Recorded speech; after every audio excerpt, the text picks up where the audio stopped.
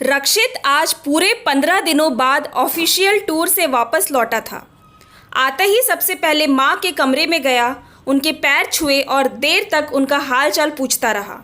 इधर उसकी पत्नी तब तक चिढ़ रही थी। जब बाद में वह अपनी पत्नी आरती के पास आया तब उसने थोड़े गुस्से और थोड़ी नाराज़गी से उसे उलाहना देते हुए कहा, जाओ ना अपनी पूज्य माताश्री के पास, रात दिन उनके कदमों में ही बैठे रहो। अब मेरे पास क्यों आए हो? जाओ, मैं तुमसे बात ही नहीं करूँगी। अपनी नई नवेली पत्नी की नाराज़गी वाली बात सुनकर रक्षित थोड़ा मुस्कुराया। फिर उसे आरती की ऐसी नादानी और मासूमियत पर बहुत प्यार आया। उसने आरती को प्यार से अपने पास बैठाते हुए कहा, आ तो गया हूँ अब अपनी पत्नी के पास। अब अपने पति को थोड़ा प्यार करो ना, थोड़ा बोलो बतियाओ ना। ऐसे रूठी रूठी रहोगी तो कहे देता हूँ फिर से टूर पर चला जाऊँगा और बहुत दिनों बाद आऊँगा। ना ना ना, ऐसा मत कीजिए, मैं तो आपके बिना मर ही जाऊँगी। कहकर आरती जिस मासूमियत से अपने पति के गले लगी, वह देखकर रक्षित को अपनी प्यारी सी बीवी पर बहुत सारा प्यार आया।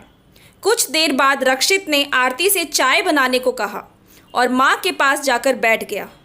आरती माँ बेटे को फिर से एक साथ बैठे हुए देखकर चिढ़ने लगी और रसोई में चाय में डालने के लिए इतनी ज़ोर ज़ोर से अदरक कूटने लगी कि लग रहा था कि किचन का स्लैब ही टूट जाएगा। तभी अचानक उसका गुस्सा शांत हो गया जब उसने अपनी सास को रक्षित को समझा कर कहते हुए सुना, बेटा, तुम्हारो अभी नए नए ब्याह हुआ है, तुम दोनों को एक दूसरे के लाने ज़्यादा प्यार दुलार होवे के चाहिए। जाओ, हमारी बहुरिया के तनिक बाहर घुमा फिरा लाओ। यह सुनकर आरती का मन खुश हो गया। फिर उसने बड़े मन से चाय बनाया और साथ में अम्मा जी के लिए 2 पापड़ भी सेक दिए। उसे इतने दिनों में इतना जो पता ही चल गया था कि अम्मा जी को चाय के साथ पापड़ बहुत पसंद है।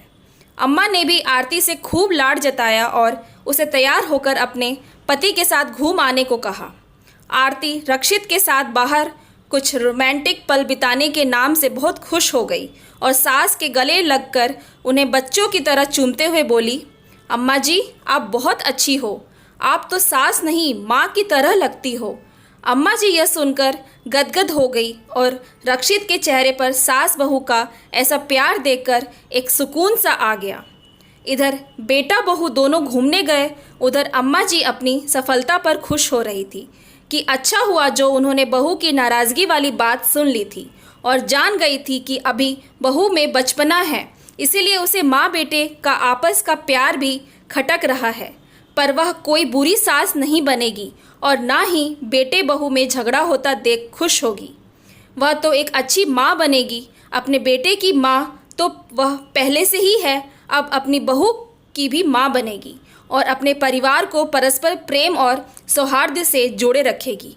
यह सोचकर अम्मा जी रसोई में रात के खाने की तैयारी करने चली गई। आखिर बहू घूम फिर कर जब वापस आएगी तब उसे खाना बनाना थोड़े ना अच्छा लगेगा। अम्मा जी भी तो कभी नई नौतर बहुरिया थी, सो वह अपने बहू के मन की बात अच्छी तरह समझती थी।